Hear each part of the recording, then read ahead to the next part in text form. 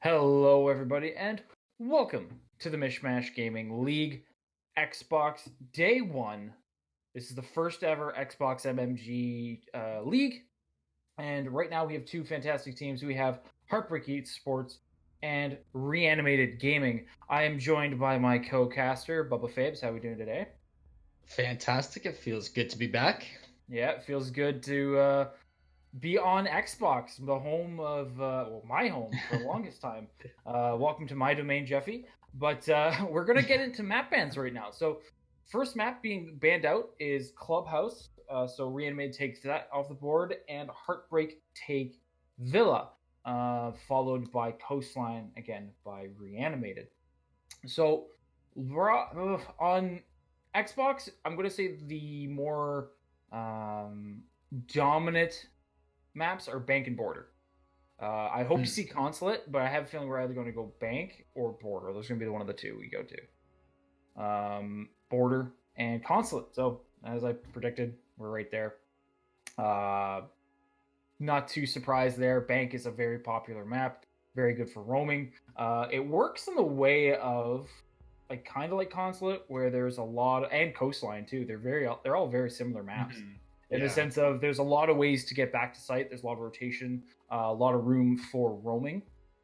So the teams are, it is going to be something the teams are going to have to be aware of, and especially when they do their operator bans, that they're going to have to really think about how the roaming strategy is going to be, and especially of how they're going to be taking things like CEO office, and especially basement. Basement's always a very interesting one because the strat is never really the same per team. Yeah, for sure. So yeah, the different play styles, like the aggression from one and is different from another, and yeah, for sure. So it'll be interesting to see kind of how they arrange their bands to kind of fit their own play style and what we expect to see from each of these teams. Yeah, I'm very excited. We should be jumping into it any second now.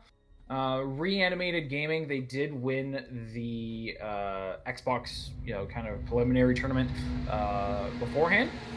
And Heartbreak is no newcomer to Siege as well. They do have a team over at PS4, if you're not aware of, who do very well. So both these teams, at least the organizations, are very well into Siege. So it will be very interesting to see how they develop here. So we're going to get into the first band. Reanimated is going to be picking the first person. I can imagine Jackal's going to be one of them, just because of how big the map is. Yeah. Sweet. See, Jackal for sure. Oh, mine. I'm a little bit behind. So this here is something very interesting. I'm assuming this is more directed for a basement hold. It just allows a little bit more movement and creates a little bit more of an issue for the attackers trying to get into CCTV.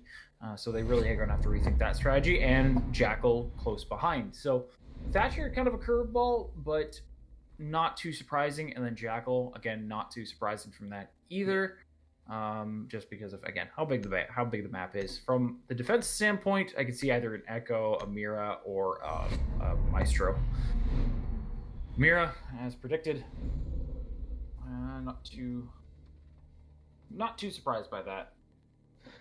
I am a little bit like Mira is obviously not a bad pick, but again, the other main picks being like you're talking about, Smoke's a very powerful pick, Kaid for those hatches, another possible pick, because those hatches can really create some really tough angles to fight against. Echo is kind of the obvious. I would have been super surprised if Echo was not banned. He just seems to be kind of like the go-to. He's really powerful. And then again, without the Thatcher being there, you can't really kind of counter the Echo so easily anymore for your plant. Again, as well as any fortified walls or doors, that's off the table. So that's a very interesting kind of setup they have going right now. Jumping right into their picks right now, we do have a Mozzie being brought to the table and a Valk. So we do have a lot of information gatherers set up on the defense, and they are going to be going Teller's office. So it's really good place to set up for the info because you have to watch so many areas when you're holding that first floor. You need eyes on the top floor because you know the attackers are going to go up there, but you also need eyes in the surrounding areas like open area and whatnot, because the last thing you want is some flanks to come around there. You want to keep control of that area so you can kind of rotate around. And Tachenka, he's being locked in. he's Very interesting pick. I think it's more or less teams just having a little bit of fun right now. It is the first game, right? You just want to, feel out the team. And again, sometimes you want to get your meme on, right? So sometimes you gotta pull the Lord out of your pocket and just throw it at the enemy team's face. But seeing Mozzie on the board is it's a breath of fresh air because of how powerful he really is at just denying area intel.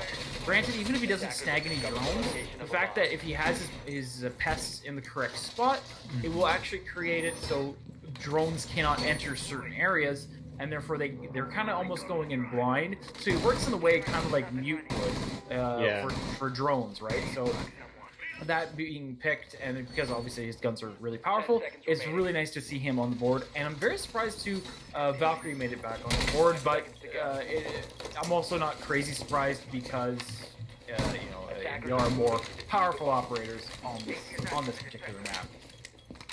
So we are going to be going to Archives Tellers though as the first bomb site, which is another very interesting pick, just because of the basement or top floor are generally the first two you pick. But we'll have to wait to see how this pulls out. Beautiful looking Tachenka. I'm wondering if like they have an actual strat for Tachenka or not, or if looks like Tachenka's AFK. Maybe it was a random pick? I'm not too sure. It may have been a random pick. But like I would love to see a strat around Tachenka for some to hold off a quarter or something. Like that would be beautiful to be able to work him into that, but I guess we'll find out. Yeah, he is very difficult to work around. There are some decent ideas I have seen be thrown around to develop a strat around Tachenka, but the problem is with Tachenka, he can't move. So once he gets cordoned off, it's basically a waste of an operator. And at the same time, there are more powerful operators than Tachenka, and more useful ones that can surely benefit your team. So granted, he might be a pretty cool operator, but he doesn't bring anything to the table currently.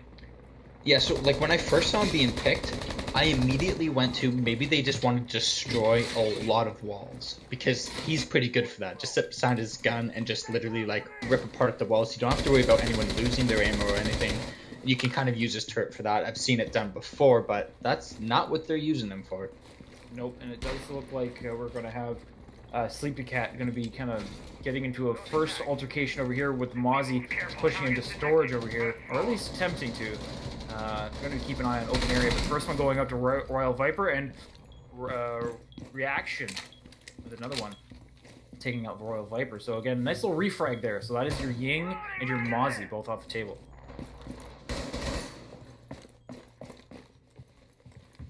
Seconds left though. There hasn't been too much progress. There is a soft wall. It doesn't seem to know what's going on yet.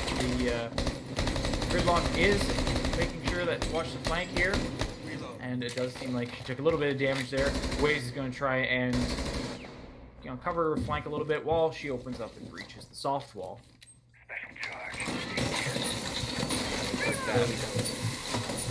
Spikes go out, stop any potential flank. Wall gets opened up. But with 20 seconds left, they do have to push in, and with 4v4 here, this can wind up to be a very messy push.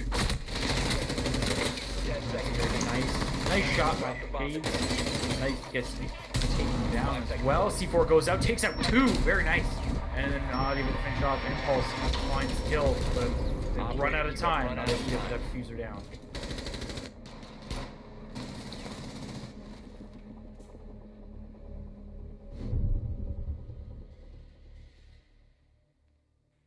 So first round does go to Reanimated Gaming. So I apologize. I don't really have my feed going for me right now. So I'm just trying to kind of catch up on from what you're saying and little glimpses I can see of the match. But yeah, definitely good first round. That bomb site is tough. Once you lose access to that bomb site, it's really easy to get stuck in there. And you kind of have two options. One is you have to kind of like hold your angles and hope that the attackers don't have too many counter angles on you and just be able to pick them off that way. Or you're forced to leave bomb site, go for flanks, and kind of go for a retake. It's once you kind of lose that momentum, it's really hard to come back from that. And also, there wasn't too much of a presence up top. Like top floor is a very crucial part. Although Reanimated didn't take anything from there, they pushed mainly from open area offices and then pushing into the. I always call it a closet, but I know it's an office. That side office there. They did push that way, but it's always good to have a little bit of presence up top, especially for a retake, because then you can have sight on the bomb or anything like that. You at least have visuals and can have a good possibility of a retake. But that aside, though, Reanimated just kind of held them out, and unfortunately, Heartbreak just didn't have good time management at that point. So it was just a good, solid round for both teams. Again, it was a late push.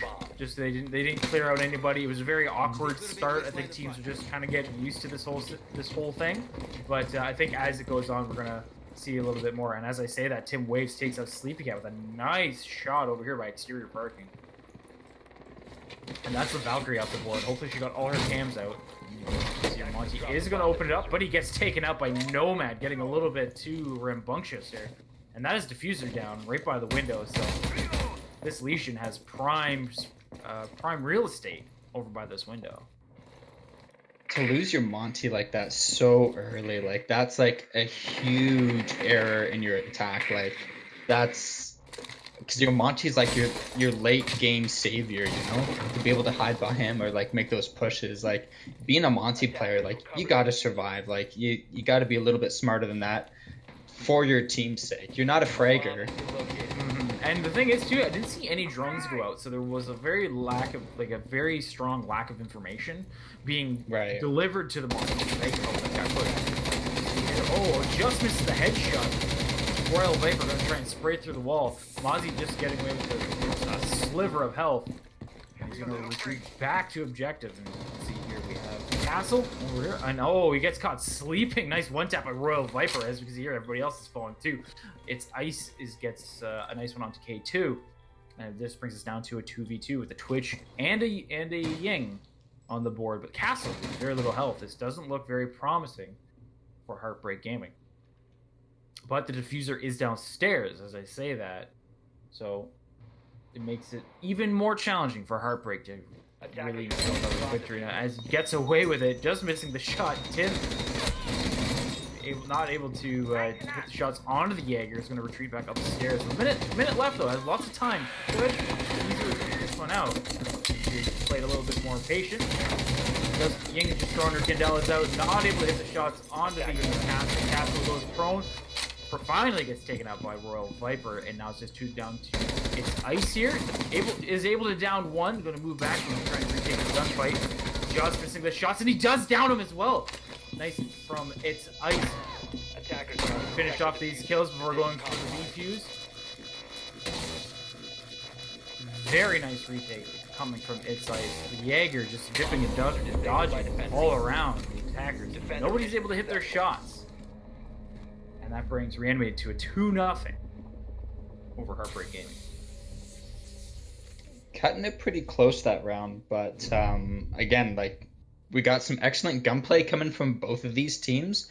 Like we see a lot of skill going there, but like we saw right from the beginning, something so simple, like you can be a very skilled player, but if you're not droning in your entry fraggers or like whoever's going in first, like you're putting yourself at a huge disadvantage.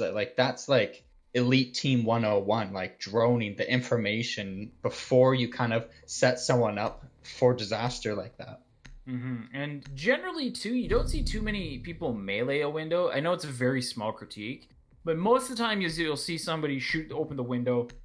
It just avoids the situation that we've seen with the Monty where he gets pre-fired and obviously he gets shot in the head and there goes your Monty. Oh, is that what? He was. Yeah, So he I was have no feed for exactly what happened. So he was meleeing the window and got shot in the head. exactly right. So he's breaking over the window. There was no drone saying that there's a lesion in open area, and then he got shot that way. Whereas if you had a drone, That's he a could have little at least unfortunate. he could have been told there's a lesion Yeah. there, maybe played a little bit more safe. And if somebody just shut the window open for him, he would have been Mhm. okay. And then you would have gone in a lot quicker and potentially even won the round a little bit more convincingly. Yeah. Yeah. If they had that, honestly, if that Monty was able to survive just that much longer, like that would have been the decider, I think, for the attackers. Like it definitely That would have completely switched the whole like end of that result around. Yeah, it was definitely something that it was just an unfortunate play, but Yeah. it's the small thing that gets you that gets you the wins. It's not the big thing. Sometimes the big plays can get you those W's, but it's the small, fine detail and things like that that are going to make a difference. As you can see here, though, we are finally going to the basement. Same composition coming out from Heartbreak, but Reanimated mixing it up, bringing an Ella over it. Ella is very powerful over there on those two stairs, especially with her shotgun. It makes it very difficult for the attackers to push into the CCTV office. And she can basically hold this out almost all by herself with the assistance of Jaeger here. He's going to put some ADSs so she doesn't get fragged out. And with the ban of Thatcher, she is going to be a very big nuisance. Heartbreak Gaming at this point. So, well, I'm very interested to see how they try to flush her out. Are they the ones that banned Thatcher? The one who banned Thatcher actually was Reanimated. So Reanimated probably had this strat in mind for the exact reason of banning the Thatcher. So yeah. They banned the Thatcher and the Echo. So they obviously have a reason for the Thatcher, and Echo was just a safety ban at that point. But as you can see here, we do have the Thermite of Hades going over here by the loan office. TM Waves, unfortunately, has disconnected, but he has made his way back into the game. So the attackers are at a disadvantage already before the game even begins. And right now, as you can see, Royal Viper is going to be coming up on this Ella. Ella not getting a little bit aggressive. I don't know if she needs to be this aggressive. And, she takes out Royal Viper, though. Patriot putting the work with that pistol tote as well. Unfortunately, at that point, I think Ying should have just backed away. She knew she wasn't going to win that gunfight if she wasn't hitting the shots, and just could have recollected herself. But for the Ella to push up. Sorry, for the Ella to push up, they have a lot of information. I'm not sure where they put the cameras and stuff, but they probably knew exactly, like, they were able to relay that information to make that push that much easier. She knew exactly where they were. Yep, and I think because the was never taken out, but nice shot coming from Nomad and K2 for the refrag onto Patriot. So that Ella's finally off the blue stairs. But as you can see here, Nomad going off with the Roni. Able to get 2 quick kills, and now it is just down to Gridlock. Gridlock is stuck over here in Teller's office. She's going to rotate around. She's going to try and get a kill onto the Mozzie. Finally does down him. That's 1 off the board, but she still has 3 to go. And it's going to be an uphill battle from here. She is going to be rotating back into Teller's office. Might go down to the vault, but nice shot from Sleepy Cat coming down from the vault with that Alda and the red dot to be exact. Very nice. Usually that's very frowned upon, the red dot, but very nice shooting. And it does look like Reanimated is starting to take this one home. 3-0 going into round 4. They're really making use of their roam game, because I think that Orange Heart aren't doing such a good job at like clearing out the defenders and kind of creating their own area. Like we saw like the Mozzie walking all the way around, like just taking control and just getting behind the attackers like that. That's what this map is about. And if you're able to do that, you basically can completely control the attack. Yeah, Heartbreak is also not punishing them for their droning. Sorry, Reanimated is punishing Heartbreak for not droning. There we go. That's what I meant to say. Yeah, because Heartbreak is just running in there. They have a slight amount of information knowing where they are, but then they're not droning after that. So they have a very strong ranked mentality. I hate to say that because obviously I'm a ranked player as well, but at the same time there is a distinct difference between the two. So Yeah. you may have to make sure you drone in your teammates. So your teammate, when you go drone in, you make the call, hey, he's on blue stairs, or even if he changes position. If you're going to say, hey, if you see him going towards something, you make the call of where he's going. So therefore you can say, hey, he's moving down to vending machine. So therefore you know, okay, that's where I'm going to be pre-firing, and therefore when you go in for the kill, you're just sweeping in. You're kind of covering yourself that way, but there's just no information. There's no intel going out saying, hey, there's an attacker or there's a defender over here, or there's Valkyrie over here. Ella had full freedom to take out the aim because the aim was not being supported. There didn't seem to be any call that's saying, hey, I'm pushing blue, I need 2 people because this Ella's going to be tough to get out. So Yeah. it does look like Heartbreak has a little bit of kinks to work out in their strategy, but as you can see, we are going to be going back down to Teller office, but we will have a bit more presence up top, which is nice to see. It does seem like they're going to be trying to play kind of not a heavy roam, but they are going to be planning for a little bit of a retake. But as you can see here, Royal Viper is in the pre-fire by the castle. Takes a little bit of damage through that window. Good thing with the Zofia. Yeah, now this is the exact play that I was talking about during the PS4 game that we had last Wednesday. It's kind of like a off-site fortification, but it's kind of required on this map because, like we saw before, trying to hold that top floor without any defense, like wall fortifications or anything else set up, like everyone just pretty much gets wiped up out there. There's like no place to run. It's pretty open. All the walls you can get shot through. So if you want to hold upstairs, which you kind of need to, you have to pretty much set yourself up like they did. As we say that, though, Reanimated is cleaning up the attackers as they're pushing into that closet. And Nomad with another one. He's got a double kill already. He's going to probably potentially go for the triple. And as you can see here, we have Jelly Wong out the back alley, just kind of fighting for his life at this point. As you can see here, Valkyrie is going to play a little bit of gun tag with him. He does have to try and get who gets absolutely overwhelmed. And you can see from all this round coming from Reanimated Gaming, just kind of showing how strong of a team they actually are. Yeah.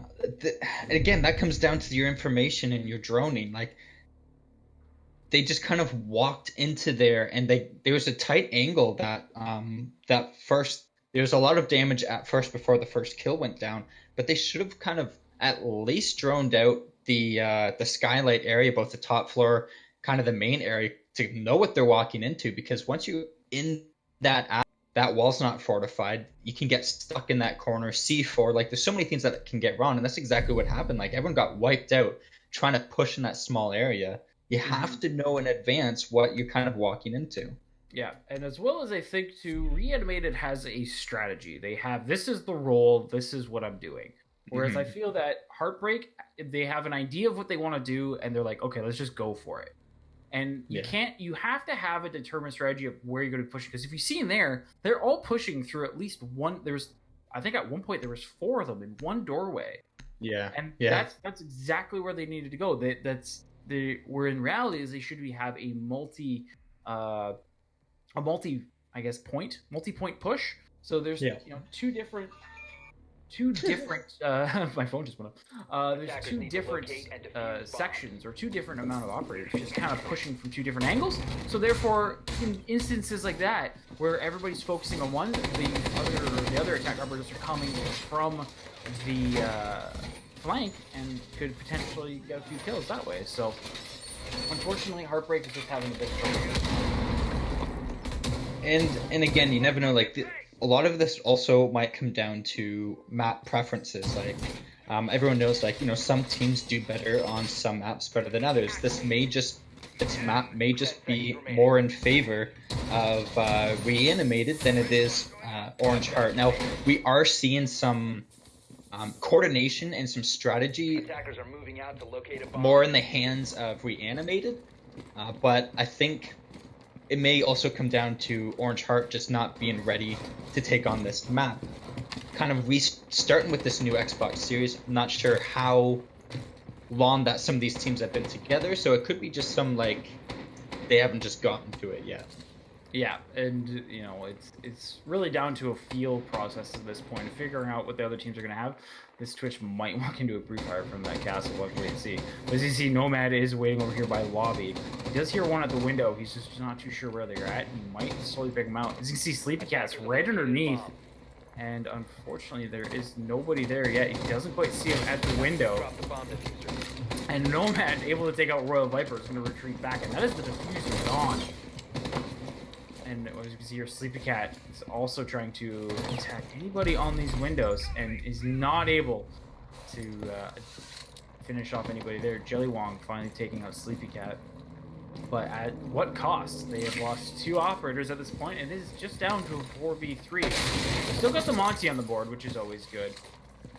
But as you see here, Jelly Wong is going to chuck a grenade up top, trying to clear out any attackers there. Just like that, as you see, Nomad is going to take a little bit of damage off, or take a little bit of health off of Gridlock over here.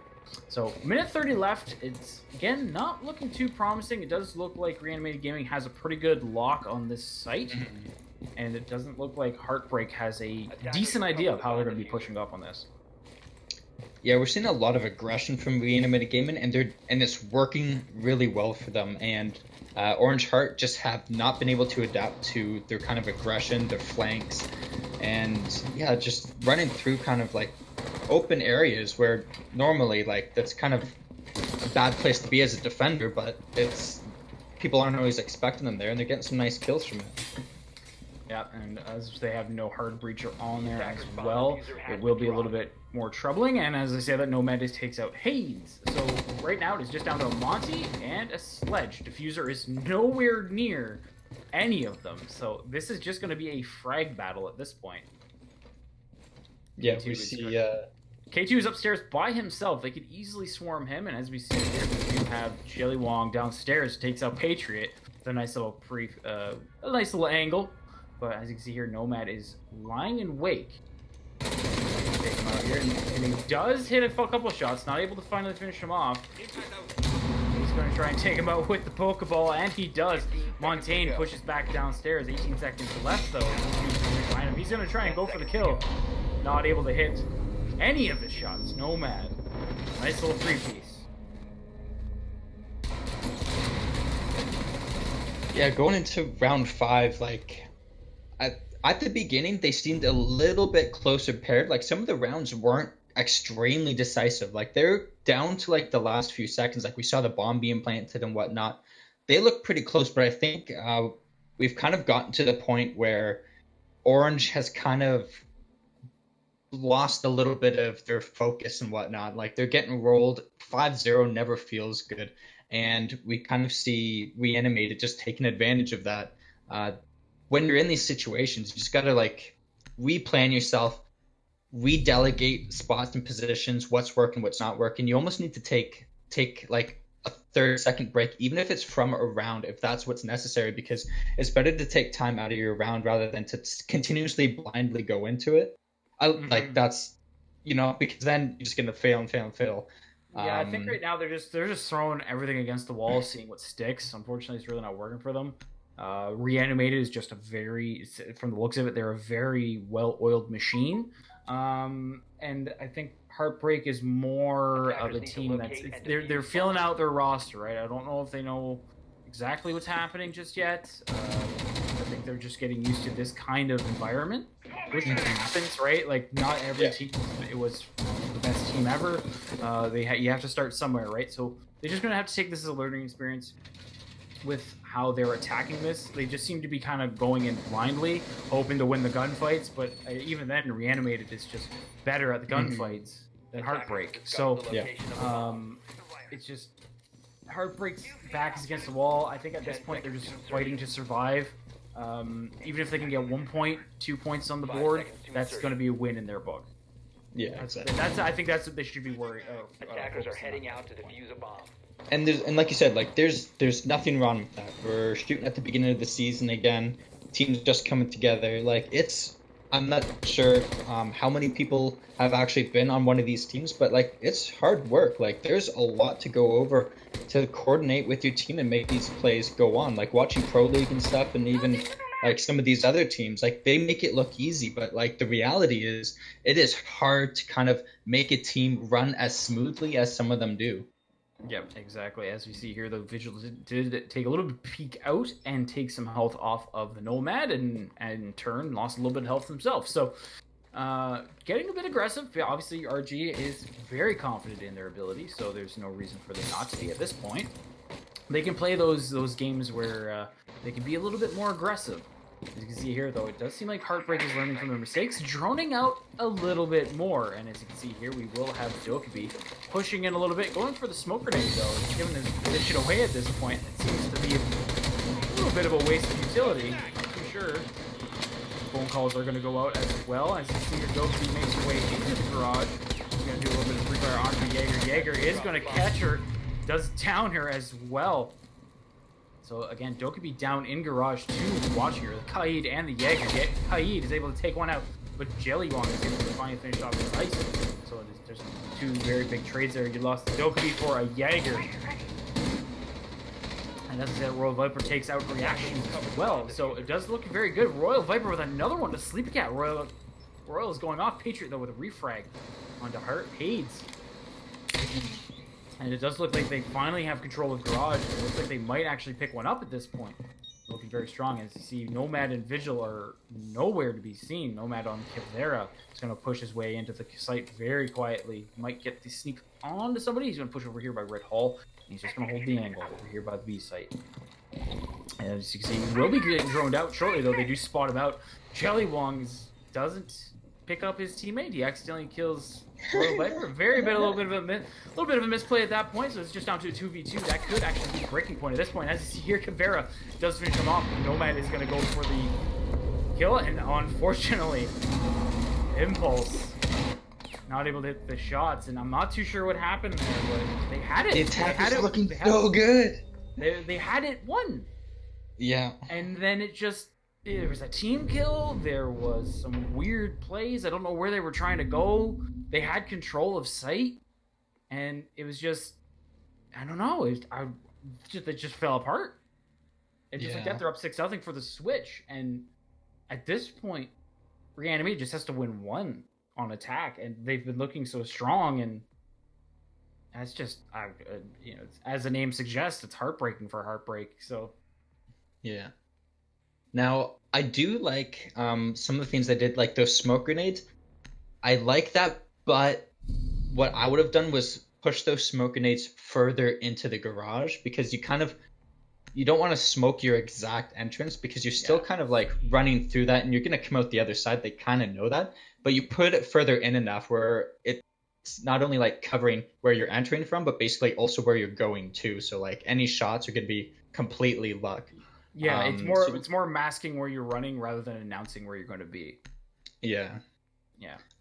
But that is a good use of utility. You want to get in the garage, this guy's outgunning you, then like, yeah, that's a very valid use of utility. I was a bit skeptical at first, but I do see that again. I think they just used it in the wrong way. Like they used the way you said it, threw it up a little bit more, have a little bit more cover, so therefore they can get into the positions a little bit easier rather than getting pre-fired. So I think it was just it was a misuse in the sense of they misused it in the, I guess, execution of how they did it rather than the actual use of it in general. So we are going to see a basement hold coming from Heartbreak now.